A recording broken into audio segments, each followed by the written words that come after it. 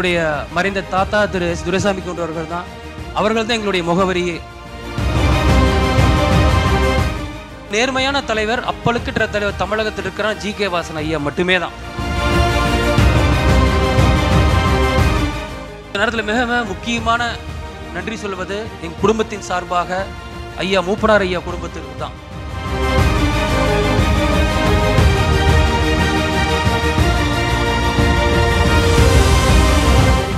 தனது அரசியல் பயணத்தில் வெள்ளி விழா காணும் திரு யுவராஜ் அவர்களின் சேவை சிறப்பாக தொடரவும், அவர் மென்மேலும் பல உயரங்களை அடைந்திடவும் எனது மனப்பூர்வமான வாழ்த்துக்களை தெரிவித்துக் கொள்கின்றேன். நன்கு அறிந்த ஒரு பெயர் யுவராஜ். 25 ஆண்டுகள் அரசியல் களத்தில் நிற்கிற ஒரு இளைஞனை பார்க்கும்போது பெருமையா இருக்கு. நான் பல முறை என் தம்பியை ஆற தழுவி கட்டி அணைச்சிருக்கேன். உள்ளத்திலிருந்து எழும் என் அன்னை தமிழ் அள்ளி வாழ்த்துகிறேன். வாழ்க நீங்கள்.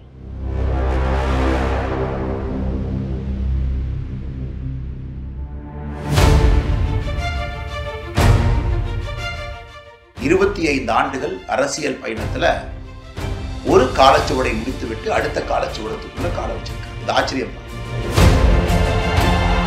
2 முறை 2010, 2013 ஒரு எலெக்டட் யூத் காங்கிரஸ் பிரசிடென்ட்.